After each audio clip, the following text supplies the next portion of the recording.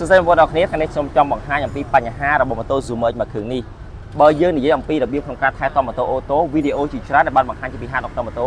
គឺចង់ជម្រាបជូនបងប្អូនឲ្យមានការថែទាំម៉ូតូបានល្អ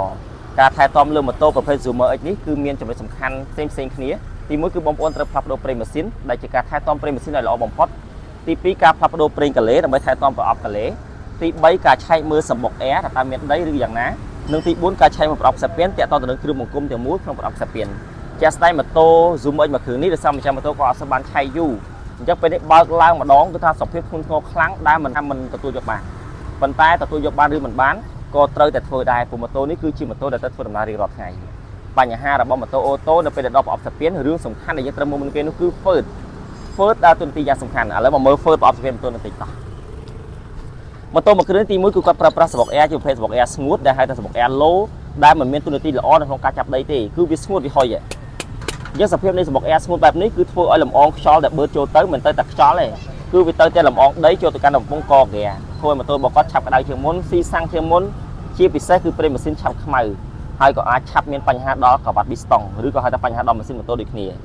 ពាក់ព័ន្ធជាមួយនឹងប្រអប់ខ្សែពានវិញបងប្អូនមើលឃើញស្រាប់សភាពធ្វើខាងមុខគឺបែកខ្ទេចតែម្ដងហៀប្រេងឡើងសាច់អញ្ចឹងម៉ូតូនេះគឺមានសភាពមួយស្ទើរប្រេងដែលប្រឈមនឹងបញ្ហាខូចម៉ាស៊ីនដូចគ្នា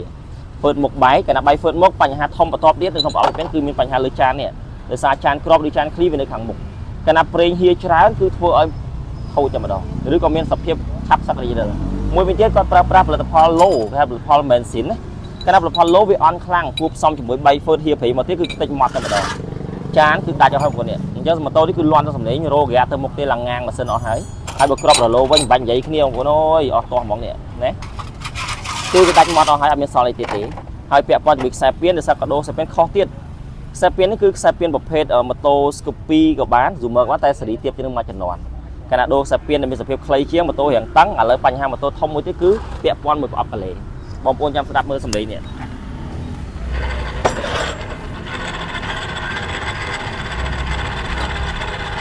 គឺលាន់ខ្លាំងតែម្ដងលាន់ខ្លាំងតែម្ដងហើយមើលបដាស្បែកនេះវិញ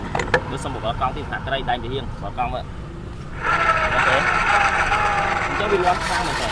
អញ្ចឹងប្រភេទម៉ូតូអូតូនេះខ្ញុំបញ្ជាក់ជូនបងប្អូនទាំងអស់គ្នាបានដឹងថាការឆែកមើលលម្អិតទៅលើប្រអប់ខ្សែពាននេះគឺសំខាន់មែនតើបើសិនបងប្អូនចាំម៉ូតូប្រើប្រាស់បានយូរមិនងាយខូចមិនងាយរើម៉ាស៊ីនបងប្អូនត្រូវតែអាសាមើលវាសម្រាប់ហាងដុកទ័រម៉ូតូលើកទឹកចិត្តជូនបងប្អូនក្នុងការមើលរៀងរាល់ពេលដូរប្រេងម៉ាស៊ីននិងប្រេងកាឡេមួយឈុតនៅក្នុងតម្លៃណាមួយក៏ដោយចាប់ពី$7ឡើងទៅតាមម៉ាកប្រេងម៉ាស៊ីនរហូតដល់$29.50 free ជូនការឆែកសម្អាតប្រអប់ខ្សែពានសំបុកអែរជូនរួមជាមួយការប្រឹក្សាលម្អិតទាក់ទងទៅនឹងគ្រឿងបង្គុំម៉ូតូរបស់លោកអ្នកហើយការសម្រេចចិត្តក្នុងការផ្លាស់ប្ដូរគ្រឿងបន្លាស់ឬមិនដូរនោះគឺជាការសម្រេចចិត្តពីអតិថិជនអញ្ចឹងបងប្អូនទាំងអស់គ្នាដើម្បីជាការថែទាំល្អនៅក្នុងការថែទាំម៉ូតូសូមកុំភ្លេចនៅក្នុងការត្រួតពិនិត្យមើលលម្អិតទាក់ទងទៅនឹងគ្រឿងបង្គុំម៉ូតូរបស់លោកអ្នកដើម្បីជៀសវាងខូចម្ដងអស់លុយច្រើនខូចម្ដងស្ទើរតែបែកញើសទៅហើយអរគុណ